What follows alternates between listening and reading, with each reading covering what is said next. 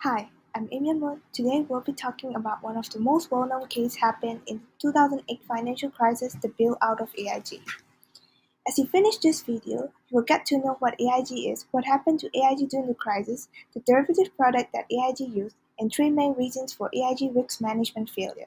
Lastly, we will cover the lesson learned, concluding with our own opinion on this case study. First of all, what is AIG? AIG, which stands for American International Group, is a multinational insurance company offering a variety of financial services. So basically, the 2008 financial crisis had a huge impact on AIG, where issues started arriving from AIG FP, which stands for AIG Financial Product based in London.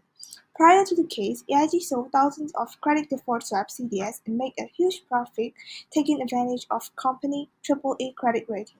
However, the real estate market suddenly deteriorated in early 2007, dropping the asset value, forcing AIG to face liquidity issues.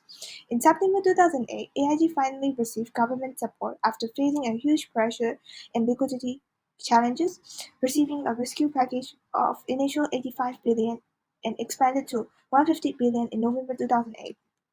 Moving on to the consequences faced by AIG, the company reported record-setting losses with a quarterly loss of 60 billion in March 2009, dropping the whole firm value. Moreover, AIG's once sterling reputation was tarnished. The company also faced significant legal and regulatory challenges, and its management underwent restructuring and leadership challenges in the aftermath of the crisis. Now let me pass it to my friends Ethan Zaijo to talk about the derivative products. In this case, the derivative product that led to widespread losses used by AIG was credit default swaps (CDS). AIG sold CDS protection to investors without putting up initial collateral. However, AIG did not purchase anything to hedge its own exposure, so AIG investment was one-way bet. And this risk was exacerbated to cover over 440 billion in bonds with CDS contracts. But surprisingly, when defaults occurred and the likelihood of further defaults increased, AIG was faced with significant payouts without sufficient reserves to cover them. This led to concerns among investors about AIG's ability to meet its obligations and resulting credit rating downgrades and the need for additional collateral to guarantee its payment. To conclude, AIG's risky strategy of selling CDS without proper hedging, leading to widespread losses for banks and other financial institutions worldwide with domino effect. The following are the reasons of risk management failure of AIG. AIG risk management failed mainly due to three reasons. First, they heavily relied on risk model that failed to capture the complexity and the volatility of the financial markets, which were largely based on historical data, and they are not heavily representative of the current market conditions. And second, they rely excessively on their AAA credit ratings, which falsely perceive its investment as safe when the underlying assets were riskier than expected. Lastly, their lack of transparency and accountability at AIGFP, and this led to risky behavior without oversight. And this made it hard to manage risks effectively and resulting in important decisions being made without proper supervision and making the company more vulnerable to financial instability. And I'll pass it to my friend Mipukin for the lessons learned from AIG bailout.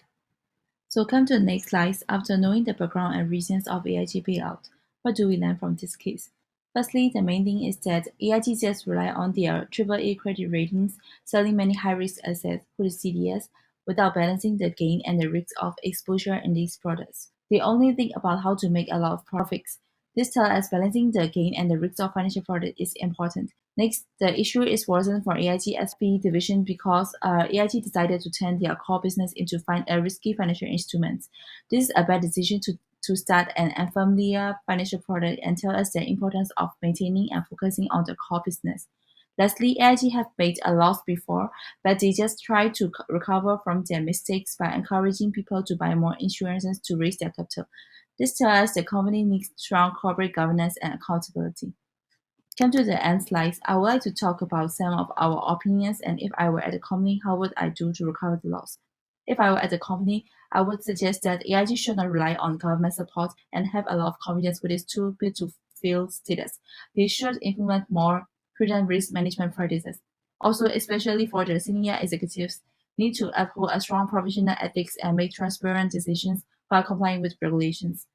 AIC should also consider employing hedging strategies, for example, a backup plan to mitigate potential loss from the millions of CDS. One of the effective hedging approach is to take offsetting positions that move opposite to the original CDS contracts.